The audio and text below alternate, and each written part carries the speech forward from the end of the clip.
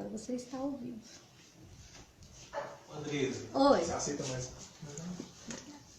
Começando.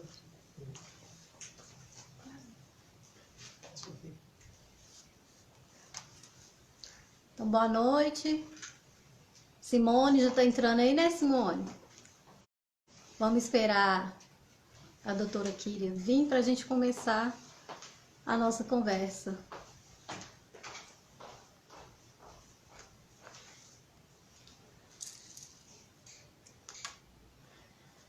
Olha, Parícia, que bom que você veio. Eu vou trazer hoje também, aproveitar e pincelar um pouquinho a pesquisa de mestrado que eu fiz aí, a Parícia, que fala sobre a prática social dos profissionais aí da rede de atendimento e proteção de Diamantina, né? Oi, Flávia. Que bom que você tá aí. Ana Gabriele. Vitor, o pessoal tá chegando, né? Boa noite. Boa noite, Eli. Meu primo Marcelo. Ao Lincoln, da mídia, que tá me apoiando aqui agora, me assessorando na minha caminhada.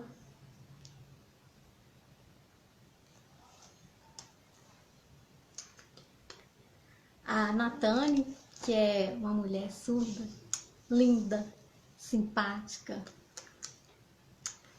Oi, Ana. A Raquel Glória, que é a minha pré-candidata a prefeita de Sete Lagoas. Que bom que você está aqui. Laires. Ah, galerinha boa que tá chegando. Cenário lindo. Ô, Raquel, esse cenário é da mídia,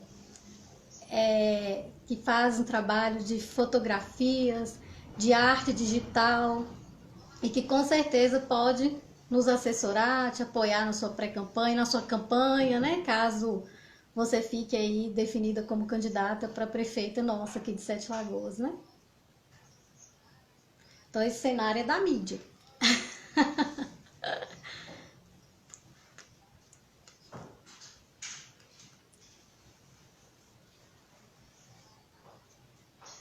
A Natane, né, que tá mandando um abraço aí. Natane, hoje, de novo, não tem intérprete. Ciência.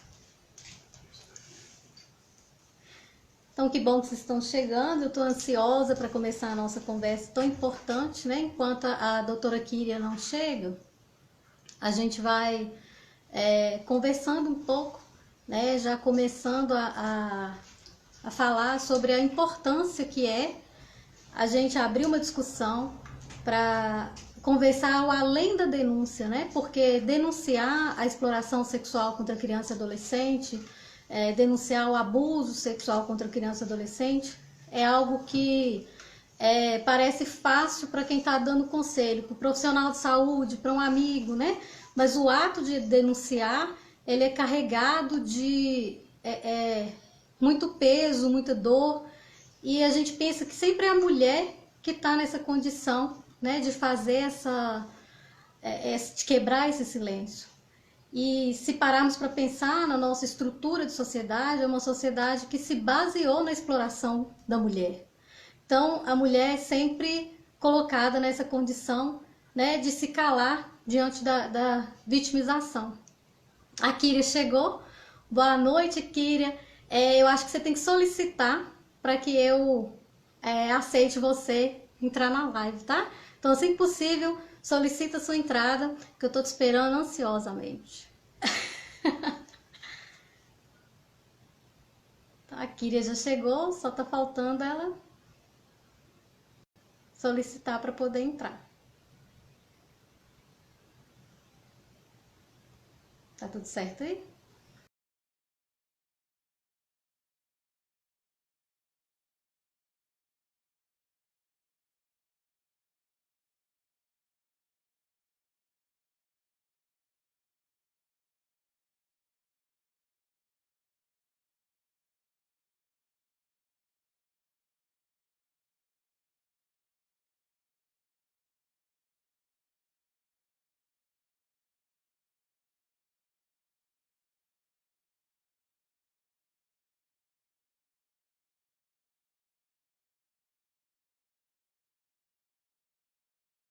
é ela que tem que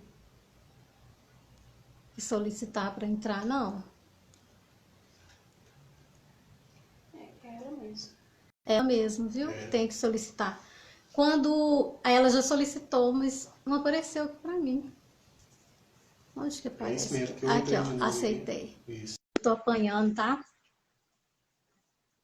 Gente, eu que tô apanhando. O Paulo tá perguntando se tem Libras, né? Ele vai ver como. Oi, Kira. Eu Boa só noite. respondo surdo. É, não tem Libras, infelizmente. Depois, o vídeo, vou guardar, aí interpreta, né? A Kátia interpreta e fala, né? E apresenta para vocês surdos de Sete Lagoas, ok? Porque eu tenho, Kíria, muitos amigos surdos, né? E eles estão querendo participar, querem participar, mas eu não consigo falar Libras e português ao mesmo tempo, porque eu só Aham. consigo comunicar em Libras. Mas primeiro eu quero te agradecer. Boa noite. Boa noite, agradecer sua presença. Eu acho que você não tem noção da importância que é estar com você nesse momento, para mim, que é como se fosse um rito de passagem, sabe? Daqui para frente, eu sou, né, uma nova profissional e mulher aqui em Sete Lagoas, né? Atuando nessa luta, e eu falo que quem estiver na política aí vai ter que aguentar meu fungado no cangote, porque eu vou chegar junto agora. Né? Fico Então, muito feliz, a honra é minha, Andresa. muito Seguimos obrigada. juntas nesse novo caminho aí, tenha Vamos certeza. juntos. Eu já ficava de olho em você há muito tempo. Há muito tempo eu já te olhava, então para mim é muito bom poder conversar hoje, né, com você. Essa live ela foi pensada pelo Partido dos Trabalhadores aqui de Sete Lagoas e acabou que não foi possível fazer na semana, né, que no dia 18, na verdade, Aham. que é o dia que é marcado, né, para a gente dizer sobre essa luta contra a exploração sexual e a violência, né, contra criança e adolescente, mas não tem dia para falar disso, né? E aí, Não tem. conversando com você, não tem. Conversando com você anteriormente, eu entendi, né? E para mim ficou muito importante a gente marcar esse momento de conversarmos, não só pela questão da denúncia, não só para ensinar, identificar o abuso sexual contra criança e adolescente, principalmente contra criança, porque isso já é muito falado, mas porque a gente converse com a rede, né? Converse com os profissionais e converse com essas mães, são sempre as mulheres que vêm quebrar o silêncio do abuso. Sempre as mulheres. Ou Sim, porque elas sofreram essa vítima, porque elas foram vítimas, ou porque elas estão protegendo alguém. Então a gente tem uma sociedade que se estrutura sobre a exploração do mais fraco, né, ou da mulher ou da criança, e quando essa mulher ela vem denunciar, ela não é ouvida de forma legítima. Então nós profissionais precisamos assumir o nosso lugar. Eu queria então que você pontuasse um pouquinho sobre essa questão, né, de como nós devemos ou podemos receber essa denúncia, receber essa mulher que chega até nós, você com a sua visão do direito, e eu vou trazer a perspectiva da psicologia e da política de assistência social. Com certo. você. A primeira coisa a ser dita, você mencionou aí, não conseguimos falar no dia 18, mas isso tem que ser dito todo dia. Falo mais, isso tem que ser gritado, sabe? Explicitado para toda a comunidade, para toda a rede. E do mesmo modo que isso tem que ser dito todos os dias, a gente tem que dizer também da responsabilidade de todos. Num primeiro momento, quando a gente faz capacitações, né, a delegacia que tem o hábito de rodar, a gente roda o Vale do Jequitinhonha com a rede de mulheres do Alto, realizando capacitações para profissionais da educação, profissionais da saúde. E a primeira coisa que eu digo é: a responsabilidade é de todos. Porque normalmente, mesmo os profissionais de determinadas áreas que também prestam serviço público, pensam que a responsabilidade é só da polícia. Ou seja, eu tenho uma aluna na minha escola que supostamente sofre uma violência sexual em casa. Eu tenho uma pessoa que atendo aqui no CRAS, né? Falando ainda dos CRAS, inclusive questões que já discutimos sobre o caráter do CRAS ser ainda preventivo, né? Após o fato aqui, isso é repassado para o CREAS. E o CRAS pensar em atendo uma cidadã aqui que tem supostamente casos de violência sexual em casa. E todos esses profissionais, posto de saúde também, a nossa rede aqui, ela começou a se estruturar em 2013, quando houve a publicação da Lei 12.845, que obrigou os setores de saúde a se estruturarem com a segurança para tratar desses casos. Então, a gente já vem de uma luta de um tempo, né? Mas quando isso aconteceu, qual foi o primeiro impacto para os profissionais de saúde? E que, infelizmente, ainda hoje, é o mesmo impacto que eu vejo em relação aos profissionais, tanto de assistência social, quanto de educação, quanto outros profissionais. Qual é a reação desses profissionais? Isso não é problema meu. Eu presto educação, se tem um aluno que supostamente sofre uma violência sexual, a polícia é que tem que resolver, a polícia é que tem que identificar culpados, e aí o profissional da saúde, do mesmo modo, eu lido com as feridas físicas visíveis, eu não lido com questões emocionais, eu não lido com crimes. Então, antes que a pessoa mencione isso para mim, eu digo que a gente já tem bem uma estrada aí de ouvir isso todos os dias. E em 2018, foram editadas 2 legislações importantes, no ano passado mais uma. Todas essas legislações estão disponíveis na página da Rede de Mulheres do Alto Jequitinhonha, mas podem me solicitar no privado, o que precisar a gente posta também.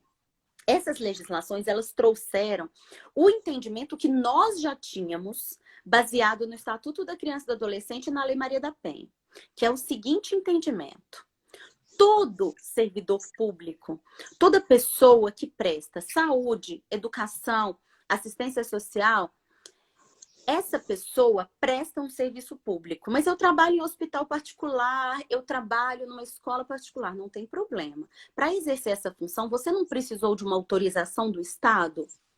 Precisou. Ele te autorizou a prestar um serviço que é obrigação e exclusividade dele. Então, quando você presta um serviço, você o faz em nome do Estado, não é em nome próprio. Se você presta um serviço em nome do Estado, ou seja, se você naquele momento é um braço do Estado tentando acolher uma criança, por exemplo, que tem um agravo físico decorrente de uma violência sexual, num posto de saúde, vamos dar um exemplo bem claro, como uma doença sexualmente transmissível, por exemplo, por mais que você pense que a sua responsabilidade imediata é apenas tratar aquela doença sexualmente transmissível, há muitas outras responsabilidades aí incluídas. E eu gosto de deixar bem claro que não se trata de solidariedade. Não é eu dizer, olha agente de saúde, olha médico do posto de saúde, enfermeira, técnica, pense no bem-estar dessa criança, né? Tenha sensibilidade, faça uma denúncia. Não. Os nossos termos, já que somos, assim como eles, eu também sou o Estado, né?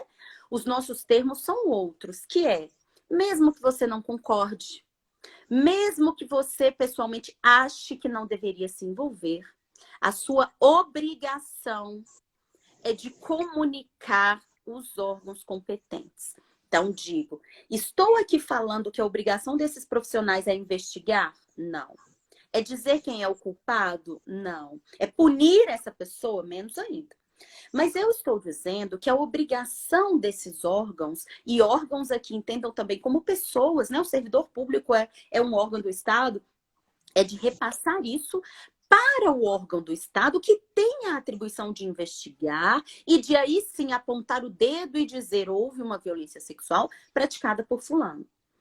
O que eu falo muito para os agentes de saúde do privilégio, né, que eles têm de conseguir construir uma confiança com as pessoas e com as famílias que eles atendem, é o seguinte: a polícia não entra na casa das pessoas, a não ser portando mandado em situações de extremo constrangimento. Nós não entramos na casa das pessoas, nós não convivemos com essas pessoas do mesmo modo que esses outros agentes públicos convivem, especialmente profissionais de educação e profissionais da saúde. E como você convive com essa pessoa e representa o mesmo órgão que eu represento, que é o Estado, cujo objetivo maior é preservar a dignidade de todos nós, você tem a obrigação de comunicar comigo. Então, o que acontece é algo até... foge tanto do óbvio, porque o óbvio é você pensar que um braço conversa com o outro. Mas como é que um posto de saúde, que é um braço do Estado, atende uma criança com uma doença sexualmente transmissível e não pensa em conversar com o outro braço, polícia, para dizer, investigue, me ajude a recuperar a dignidade dessa criança? Isso, para mim, nem precisava de legislação. É uma obviedade. Mas nós temos a legislação. Se você quer dizer não concordo com o seu pensamento, né? Não cheguei à mesma conclusão, tudo bem. Hoje nós temos uma legislação que obriga que essa comunicação seja feita. Mas para mim, como eu disse, eu gosto de mostrar o entendimento, porque para mim ela é óbvia. Então, o primeiro passo para se capacitar é entender da sua obrigação. E a sua obrigação enquanto servidor público, que não presta segurança pública, presta educação, presta assistência social, presta saúde, é de tentar recompor a dignidade do ser humano ao máximo possível. Para os profissionais do direito que estão aqui nos assistindo, eles vão concordar comigo que o nosso maior direito, coloco entre aspas porque a gente o chama até de superdireito, é a dignidade. E essa dignidade, ela não pode ser dividida.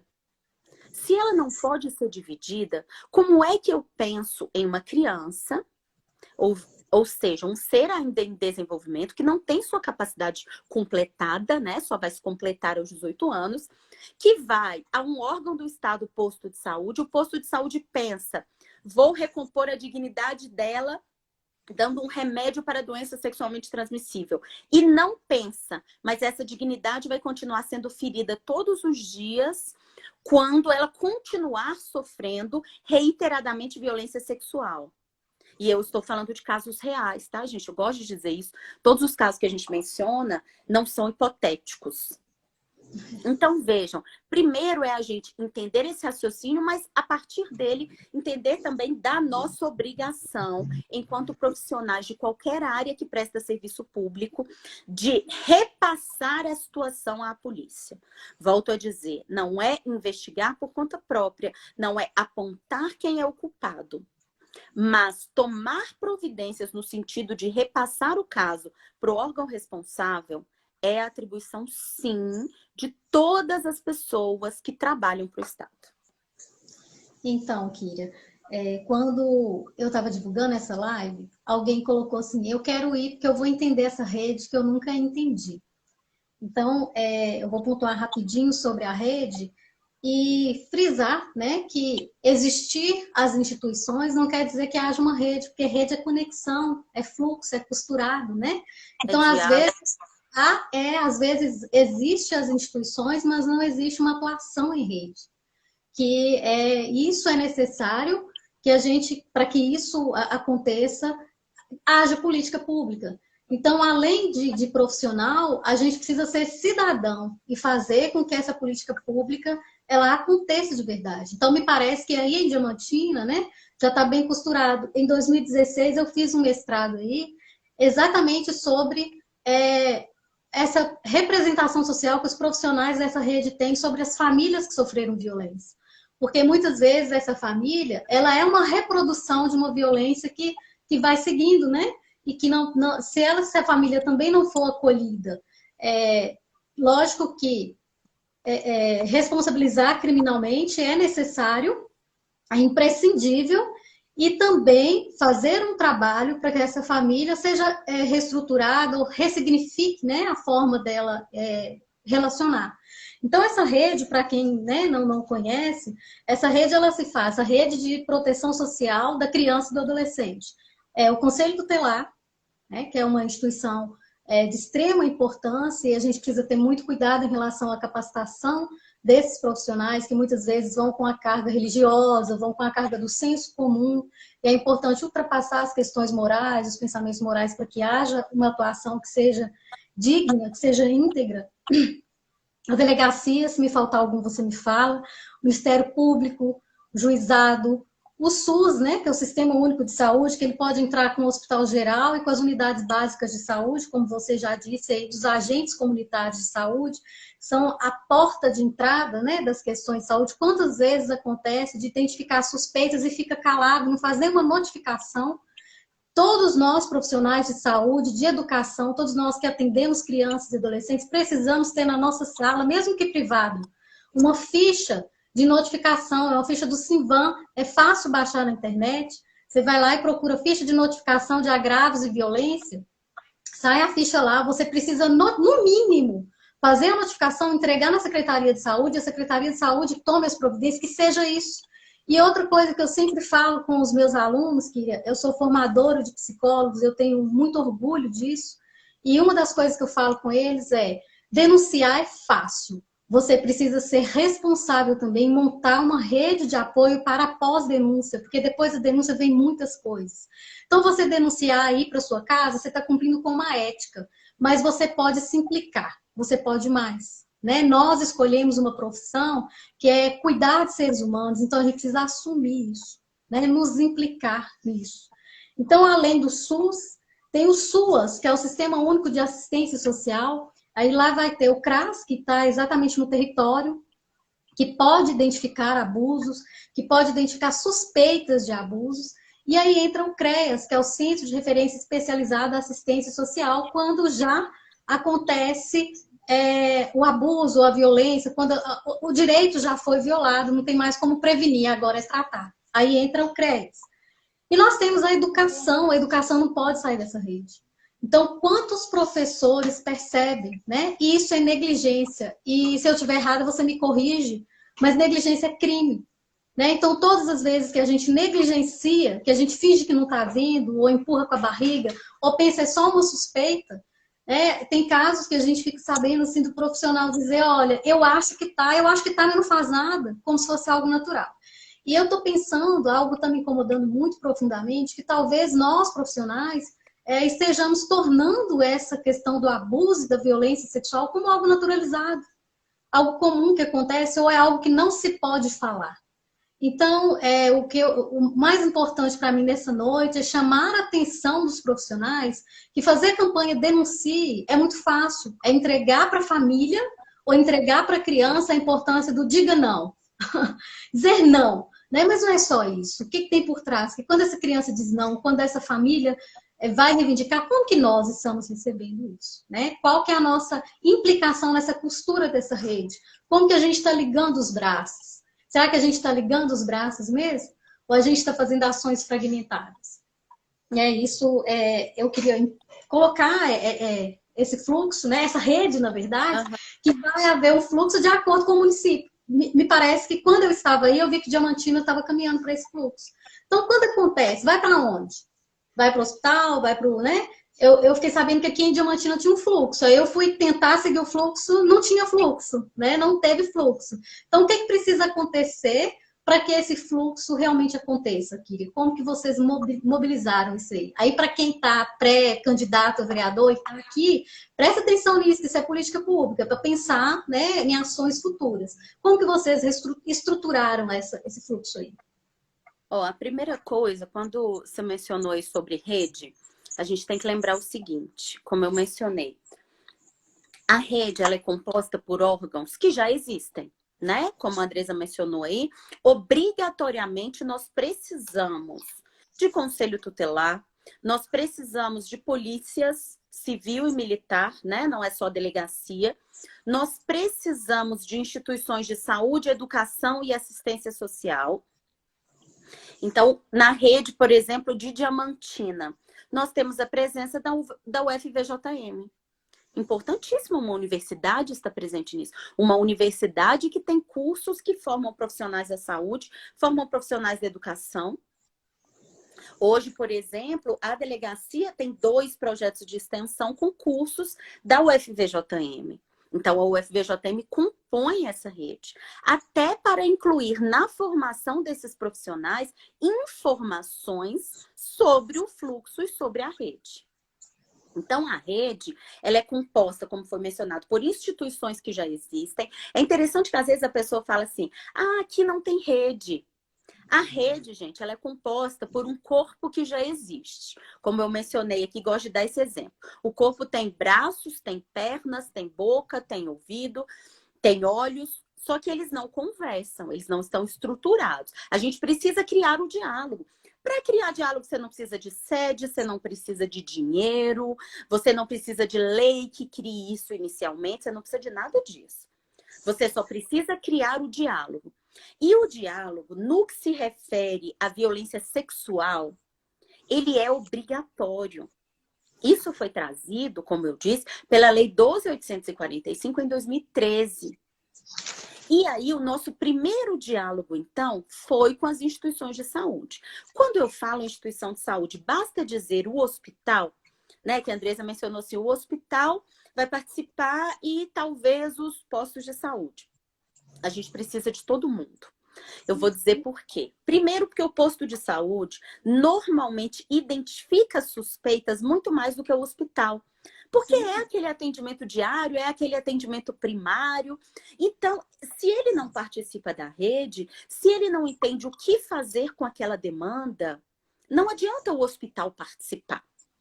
Então, é uma participação ampla. Do mesmo modo, à época foi questionado, quando a Andressa falou do SUAS, foi questionada a situação assim, só o CREAS vai participar, porque o CRAS é preventivo. Vejam, é no CRAS que se identificam as suspeitas. Ainda que o pós-atendimento ocorra no CREAS, o CRAS, obviamente, tem que participar também. Então, todos os profissionais precisam minimamente entender que essa rede existe. Como eu disse, em praticamente todos os municípios, ela existe. Mas não funciona, porque aqui, a instituição de saúde ainda não conversa com a polícia. Ok, mas já existe. Não diga que não existe ou não funciona porque não tem isso, não tem aquilo. Não, nós temos as instituições. Basta que essas instituições conversem. E aí, como eu estava falando da peculiaridade da situação de violência doméstica, que foi aqui o nosso tema, né? Inclusive em consideração ao dia 18, em relação à violência sexual, esse fluxo ele foi trazido pela lei. Então, vejam que interessante. Eu não preciso nem pensar. Os moldes gerais dele são trazidos pela legislação que diz o seguinte: a vítima de violência sexual, o primeiro lugar que ela vai ser levada é uma instituição de saúde. Então, hoje, quando você atende uma vítima de violência sexual, e aí eu tô falando para CRAS, tô falando para CREAS, tô falando para posto de saúde, se lá não fizesse atendimento, encaminhar para o hospital que faz, tô falando para as polícias, tô falando para as professoras. O primeiro atendimento, ele não é feito pelas polícias. Ele é feito no hospital. Então, a pessoa sofreu uma violência sexual agora. Ainda que ela acione a polícia militar vai levar ela primeiramente num hospital. Por quê? Essa lei 12.845, ela é tão importante, apesar de dizermos atrasada, porque só veio em 2013, como tudo que diz respeito a direitos e garantias de mulheres, direitos de minorias, né, sempre vem após muita luta, após muita morte. Mas essa legislação ela é tão importante porque ela pensa na vítima. E eu, como operadora do direito, digo que poucas vezes o direito pensa na vítima. A gente pensa em punir o agressor. Você não está pensando o que a vítima está passando em relação àquilo. E essa lei, ela traz um pensamento voltado para recompor a dignidade da vítima. Preservar elementos para punir, mas não é esse o foco. Então, a vítima ela é encaminhada a um hospital. Para quê? Para verificar se eu tenho feridas que vão ser tratadas, se eu tenho vestígios do crime, por exemplo, sêmen, DNA, embaixo da unha, por exemplo, se a vítima, numa relação sexual forçada, ela tem uma reação de defesa de arranhar o agressor, por exemplo, fica parte da pele embaixo da unha dela. Isso é importante para a gente identificar ele depois pelo DNA. Mas também é importante que ela tenha um acolhimento naquele momento. Porque antigamente ela ia para o IML, passava por um exame que é constrangedor, depois tinha que ir para o hospital, depois voltava para a delegacia, etc. Então hoje ela vai primeiramente para o hospital. No hospital, o próprio médico de lá já preserva para mim esses vestígios. Então ela não precisa mais ir ao IML. Esse médico de lá, ele vai me mandar um relatório de atendimento sobre isso. A partir desse relatório, eu vou formalizar o boletim de ocorrência, hoje é chamado REDS, né? Mas todo mundo entende como BO, então eu vou formalizar o BO, e aí vou passar para a fase de colher declarações da vítima e correr atrás da punição do agressor. Mas aí a lei diz mais, ela diz, não basta o hospital atender. O atendimento do hospital não pode ser só médico, o atendimento tem que ser multidisciplinar. Então, esse hospital, que nós chamamos de porta de entrada, além de fazer esse atendimento médico, que é ainda mais importante quando o abuso ocorreu nas últimas 72 horas, porque aí você vai passar ainda medicações antirretrovirais, pílula do dia seguinte, etc.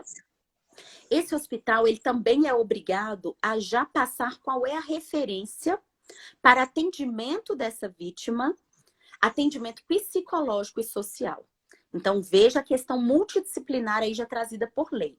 Então, nesse nosso fluxo, abuso que aconteceu nas últimas 72 horas, eu vou primeiro para o hospital porta de entrada. De lá, eu já saio com guias para atendimento psicológico e social. E de lá, já sai a comunicação à polícia. Outra correção que eu queria fazer, Andresa, é o seguinte.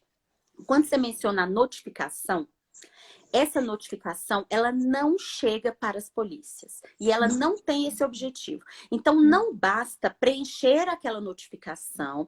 Essa notificação, ela é da Superintendência de Saúde. O objetivo dela é formalizar políticas públicas, aí futuros candidatos. Essa notificação ela é importante para isso. Muitos profissionais acham chato preencher. E hoje, vejam só, ela não tem que ser preenchida só para o servidor de saúde, não. Assistência social e educação também. Quando você preenche essa ficha e você encaminha para a sua referência da sua área, você está dizendo, olha, na minha área tem 10 casos de violência sexual. E aí isso, ao menos na teoria, deveria gerar políticas públicas naquela área, já que lá tem muita questão de violência sexual. A notificação, então, ela é específica da sua área e ela tem esse objetivo. O que a gente faz à polícia, a lei chama de comunicação. E ele tem que ser separado dessa notificação por isso. Inclusive porque ele é muito mais simples. A notificação tem vários itens para você preencher. A comunicação que deve ser feita para a polícia, aqui na nossa rede, nós estabelecemos que ela tem uma lauda.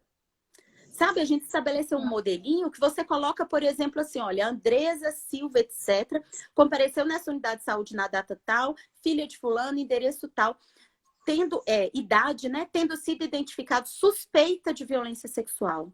Pronto, é só isso. E aí você encaminha isso para a polícia transforma isso em ocorrência. Então a lei também não está dizendo que o profissional tem que ir para a delegacia, esperar, registrar uma ocorrência, ficar como solicitante ou como testemunha, não. Você tem que comunicar, enquanto servidora de um órgão, comunicar outro órgão. Isso, em regra, é feito via ofício. Tanto que eu digo que muitas vezes não precisa o profissional assinar, vai ser a chefia da unidade. Então, falo nas escolas, o diretor vai assinar.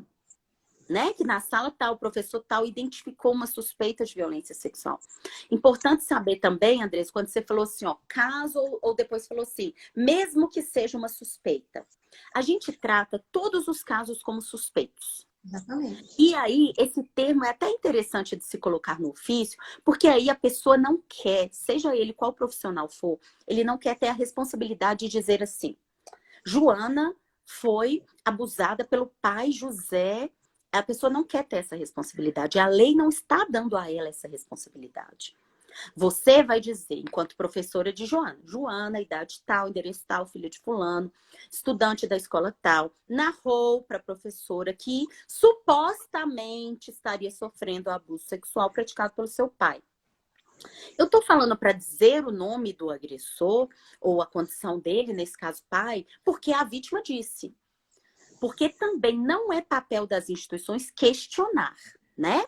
Interrogatório é feito na delegacia e também não é feito com a vítima. Isso é importante, porque muitas vezes a escola, ou o CRAS, ou o CRES pensa, ela contou de um abuso que viveu, mas não contou quem foi o autor. Se ela contar, você conste no ofício. Muitas vezes conta, muitas vezes o familiar conta. Quando é criança, talvez o familiar está acompanhando no atendimento médico, ele fala, é o tio dela, mas a gente não gostaria que isso chegasse ao conhecimento da polícia, etc. Se disse quem foi, você consta, porque já ajuda. Se não disse, não cabe ao profissional questionar, tá? Inclusive, para não revitimizar aquela mulher, aquela criança. E aí, vejam. Então, é um ofício muito simples, que gera um procedimento. Aí eu queria só deixar claro isso. Não é ficha de notificação, que a polícia não tem acesso, e todos os casos são suspeitos. Então, qualquer situação você vai colocar como suspeita. Interessante você trazer isso pra gente, porque eu até tinha uma ideia errada de que preenchendo a ficha de notificação, a Secretaria de Saúde ou a secretaria que fosse responsável, de alguma forma, transporia esse caso para a polícia. Foi até isso que eu entendi na minha pesquisa, eu entendi errado, tá vendo? Tá ficando claro agora. Então, eu sabia que a ficha de notificação era, sim, para uma questão de políticas públicas. Sem preencher essa ficha de notificação, não tem como a gente nem reivindicar ações, né, políticas que sejam realizadas ali. O que fica muito claro para mim, tanto na leitura de artigos e quanto na própria prática, é o medo dessas pessoas, desses profissionais, se colocarem como responsáveis nesta denúncia, né? Terem um nome ali nessa denúncia, o medo de ser depois ameaçado ou ter que se responsabilizar. Porque eu falo que ser ético é fácil, o difícil é se implicar eticamente. Então, fazer uma denúncia também seria fácil, desde que eu não colocasse a minha cara ali. E aí a Renilde, né, companheira de partido, tá aí perguntando onde que eu acho essa ficha, onde que eu acho essa ficha. Ela trabalha em escola, ela é professora, e ela colocou aí nos comentários que eles fazem as denúncias, mas que é muito burocrático. E eu não sei como que é a experiência aqui em Sete Lagoas, né? Há um tempo eu estou afastada do serviço público aqui em Sete Lagoas, mas seria interessante dizer, né, como que você disse que tem a ficha, que foi essa rede aí que criou essa ficha, né? Como que vocês estruturaram isso? Porque a Renilson está perguntando ficha. Sim, eu não sei a qual ficha ela está se referindo. Se ela está se referindo à ficha de notificação que foi mencionada, essa ficha você vai pedir para a Superintendência de Educação. E que, inclusive, deveria entregar, porque a obrigação era já ter entregado e capacitado para o preenchimento. Mas, volto a dizer, essa ficha não vai vir para as polícias. Essa ficha vai compor políticas públicas posteriores. Isso é tão importante se as pessoas pensassem nisso, especialmente aí os pré-candidatos, que vejam como é que eu vou propor um projeto de lei para discutir gênero em escolas, que também não precisaria, porque está previsto na Lei Maria da Penha. Mas vamos dizer, eu vou especificar isso numa legislação municipal e vou falar discutir gênero nas escolas nos termos da lei federal, que é a Lei Maria da Penha, em 2 dias no ano, por exemplo, 28, 29 de novembro, um exemplo, ou 18, 19 de maio, já aproveitando o 18 de maio para isso. Seria possível? Claro que seria possível, nas escolas municipais. Mas aí eu vou pegar os dados de violência sexual, aí dando o exemplo de Sete Lagoas, e encontro dados baixíssimos. Dados baixíssimos me dizem, a gente sabe que dizem erroneamente, né? Mas me dizem que não tem violência sexual acontecendo aqui, não? Aí outro vereador pode rebater e dizer, para quê? A gente vai instituir esse dia se os nossos dados são muito baixos em comparação com o restante do país? Então, veja a importância dessa ficha. E ela é encaminhada para a Superintendência de Educação, que é encaminhada, inclusive, para a composição de políticas públicas estaduais, não são só municipais. Mas essa ficha não vem para mim. Se ela está perguntando do que ela chamou de ficha, que eu chamo de ofício, isso, toda instituição pública tem modelo. Tudo a gente trabalha com ofício, né? Burocrático demais. Tudo a gente trabalha com ofício. Então, você pega um modelo de ofício daquele e pode encaminhar, por exemplo, para o delegado regional aí, ou se as instituições já dialogam, como aqui, eles já encaminham direto para mim, que sou delegada da Delegacia de Mulheres. Então, é um ofício muito simples, que embaixo, por exemplo, tem lá. É igual um modelinho de ofício, né? Encaminhado para mim, delegada da Delegacia de Mulheres, corpo do ofício. E no corpo do ofício, você fala simplesmente assim, ó. Fulana de tal, idade tal, filha de tal, endereço tal. Estudante, por exemplo, do 2º período da escola municipal tal e tal. em conversa com a professora, mencionou supostamente estar vivendo uma situação de abuso sexual, mencionou que o pai seria o agressor. Pronto. Só isso, encaminhado formalmente a uma delegacia de polícia, já é suficiente para que se instaure um procedimento para verificar se aquilo ali é verdadeiro ou não. Eu quero também, é uma pergunta que não teve ainda, mas normalmente as pessoas falam que é assim: eu posso ligar no 180 ou no 181, ao invés de mandar o ofício? Pode, pode, como cidadão qualquer um pode, mas não é o correto. O 180 é seu vizinho, sua vizinha está sofrendo violência doméstica. Eu quero ligar anonimamente. Mas quando você está, enquanto servidor público, tomou conhecimento daquela situação, você tem a obrigação de comunicar, até para não gerar uma responsabilização depois. Essa obrigação, tendo esse ofício lá, olha, suponhamos que depois, isso já aconteceu, hein? A aluna diga, tô 2 anos sofrendo violência, há 2 anos atrás eu comentei com a minha tia da escola. Aí eu vou ouvir a tia, eu falei com a supervisora, ela falou com a diretora, a gente achou melhor a gente não se envolver. Cabe responsabilização. Entendeu? Aí imagina o contrário agora. Eu chamo essa professora e ela diz, a aluna me contou, nós fizemos esse ofício e encaminhamos para a delegacia. Aí a responsabilização já vai ser da delegacia, se ninguém tomou providência. Então, para o servidor público, o ideal é o ofício, não é a denúncia anônima. O ideal, o obrigatório, né? A comunicação a que a lei aduz é sobre ofícios. Eu até digo essa questão do preservar o profissional. É interessante que a chefia da instituição assine. Aqui, por exemplo, no nosso hospital que chamamos de porta de entrada, o enfermeiro-chefe deixa assinando os ofícios, entendeu? Ele assina lá e encaminha. Não foi nem ele que atendeu a vítima. De tanto que isso é formal, é instituição comunicando instituição. Agora, só respondendo uma pergunta importantíssima aqui da Ju, minha irmã. Um beijo, Ju. Ela está perguntando se isso serve para qualquer tipo de violência. Ju é enfermeira, trabalha no Hospital das Clínicas. Isso serve para qualquer violência sexual, independentemente da idade da pessoa, e para qualquer violência, ainda que não sexual, contra criança, adolescente ou mulher no ambiente doméstico, tá? Então, homem adulto sofreu uma violência física. Eu preciso comunicar?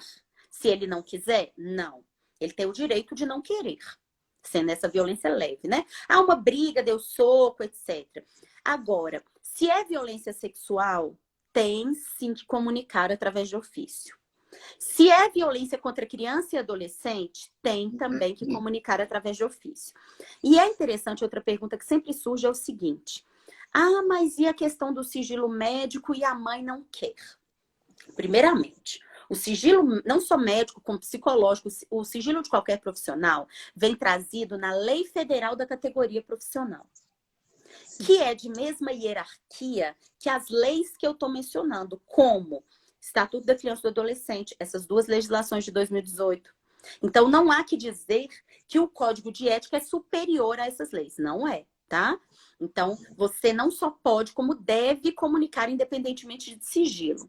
Outra coisa, a mãe, gente, e o pai não tem disponibilidade da vida do filho, não.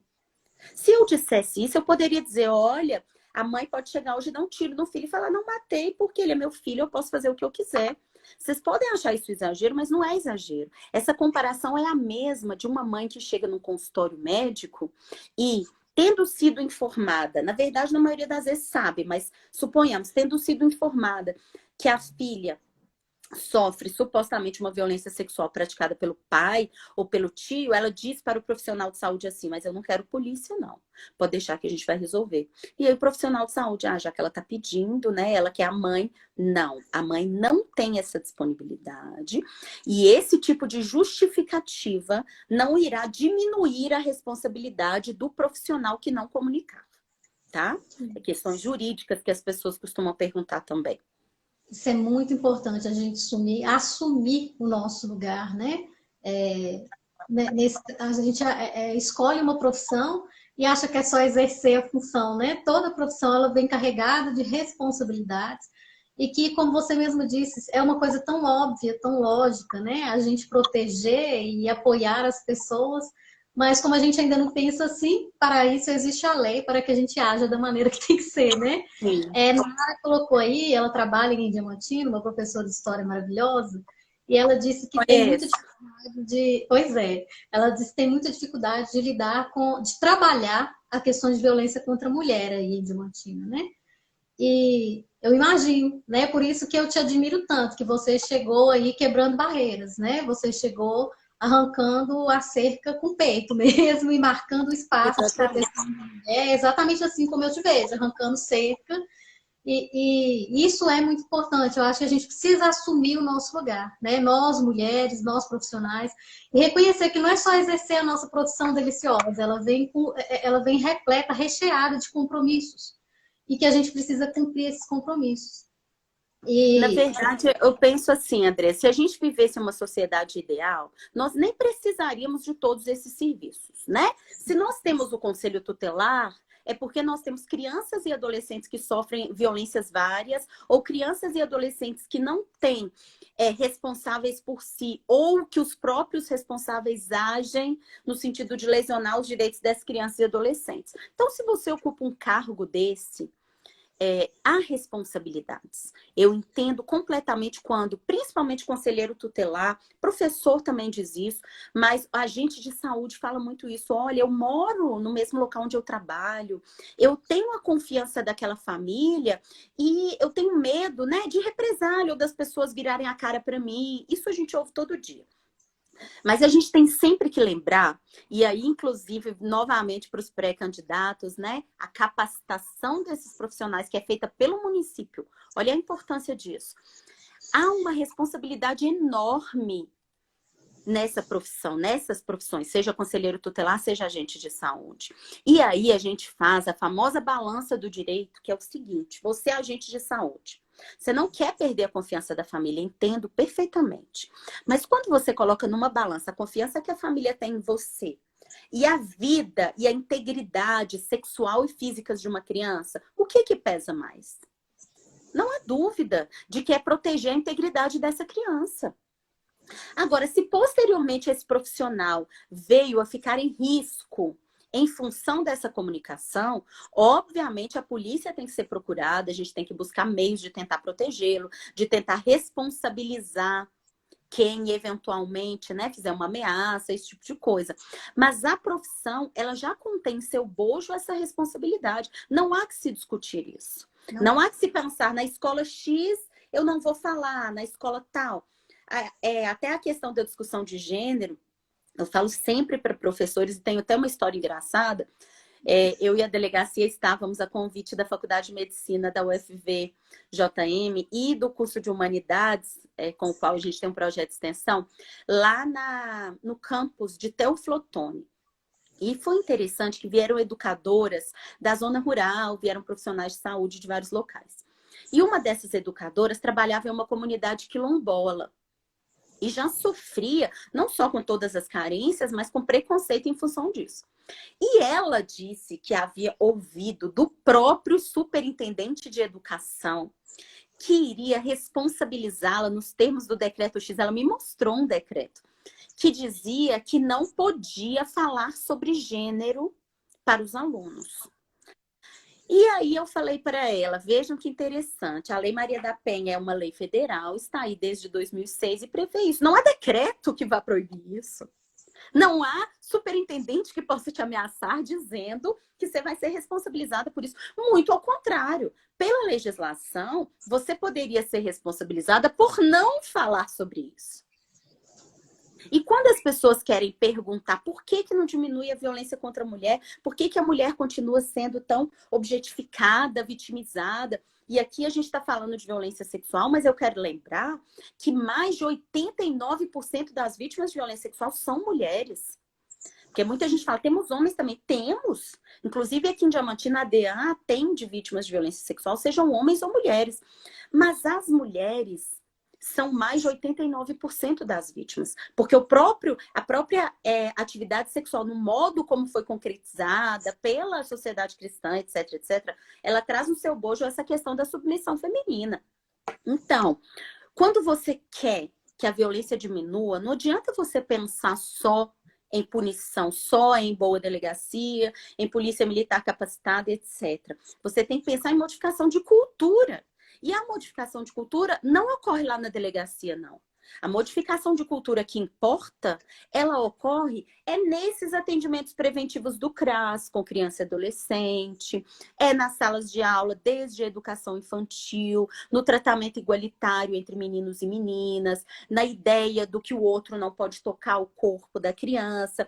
Quando chega na pré-adolescência, falar sim sobre violência sexual, sobre métodos contraceptivos, sobre questões relativas à discussão de gênero, identidade sexual, tudo isso. Então, é uma obrigação, tá? Está na Lei Maria da Penha, para quem quiser aí, quem tem essa dificuldade, segue como eu, como a Andressa mencionou aí, quebrando barreiras e muros com o peito. Tá na legislação, tá na Lei Maria da Penha, vocês estão amparadas, devem fazer isso. Que bacana, viu? Acho que nosso tempo está até acabando aqui, estou recebendo um sinalzinho, mas ainda dá para a gente conversar mais. Eu estou muito feliz com isso, que eu acho que está nos ajudando, né, a pensar que quando a gente tomar essa coragem de agir, que seria humanamente, né, e a gente tem medo de agir humanamente pela questão de como a nossa sociedade funciona hoje, existe uma lei que nos ampara, então não vai ser coisa da nossa cabeça. Então, nós, mães, professoras, psicólogos, assistentes sociais, conselheiros tutelares, agentes de saúde, a gente precisa ter essa coragem, porque a gente não vai estar fazendo nada. A ideia, Kíria, que sempre vem é que quem denuncia é errado. Quem quebra o silêncio é o errado, porque a gente ainda está numa sociedade em que a vítima é culpada. A vítima que provocou, a vítima que fantasiou. Então, você que cria esse contexto. Então, quando a gente escuta, né, você, como representante da lei, nos amparando legalmente, para a gente fazer algo que seria óbvio, né, que seria tão natural, que na verdade não precisaria nem estar acontecendo. Mas como acontece, né, a gente precisa saber, né, que quando a gente for atuar, nós não estamos sozinhos. Então, não dá para... como a violência ela é multicausal, ela vem de vários aspectos, ela é transgeracional, ela é social, não tem uma ação única. Então, não é uma pessoa, uma criança que vai ter que ser atendida pelo psicólogo ou pelo assistente social, somos todos juntos. A gente precisa ter esse olhar, a gente precisa ter esse conhecimento. Então, quando fala dessas instituições, né, essa rede ela vai se formar no diálogo, como você colocou. Quando eu disse assim, ou a UBS ou o hospital, né? Que às vezes não vai nem para o hospital. Ou às vezes já vai direto para o hospital, não vai para a UBS. E mas muitas vezes a UBS consegue identificar hoje, nós temos profissionais, é uma capacitação simples para médicos, entendeu? Essa identificação, assim, esse relatório que a gente precisa receber. Então, aqui nós temos situações da própria UBS fazer, o que é excelente. Fazer, eu digo, esse atendimento da vítima, tá?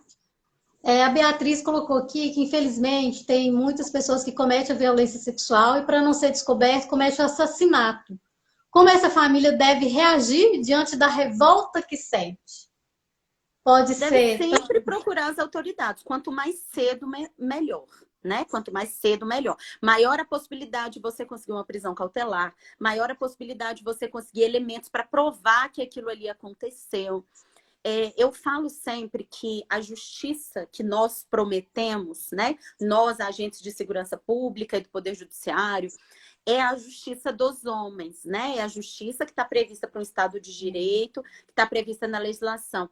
E ela dificilmente corresponde à justiça que uma família espera numa situação dessa. Mas alguma justiça tem que ser feita. E é essa que nós podemos e devemos oferecer.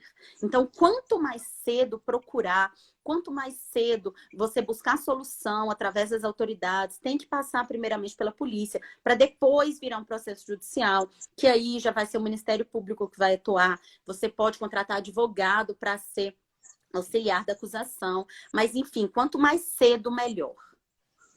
Muito bom. Foi bom essa pergunta, que aí eu me coloco agora como psicóloga, como mãe, como mulher, para falar para essas famílias, né? Que a minha preocupação sempre foi os familiares, né?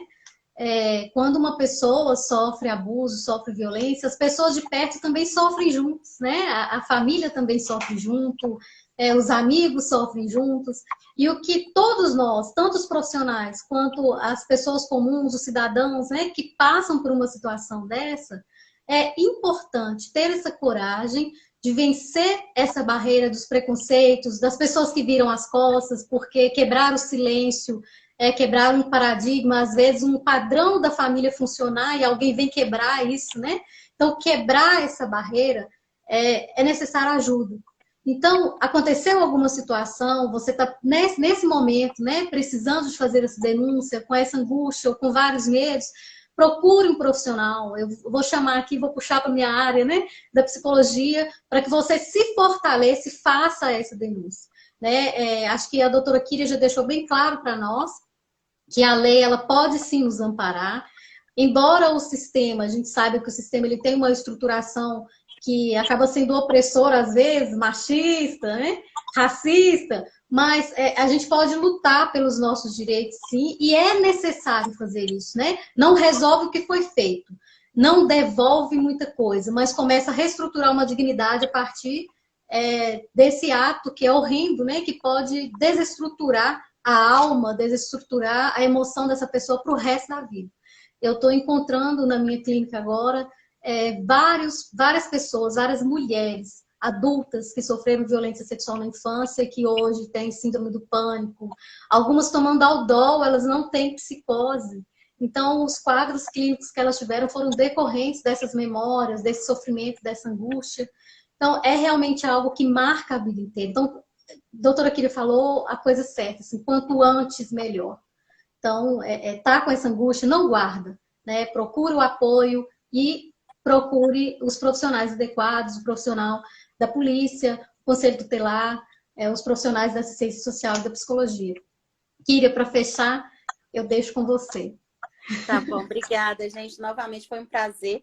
Espero que seja o primeiro de muitos contatos, viu, Andressa? Como eu disse, seguimos a partir de agora juntas. Só completando meu raciocínio aqui, que eu disse que essas instituições, elas existem justamente porque a gente não vive em uma sociedade ideal. Então, essas instituições, elas não existem para manter as coisas como estão, não.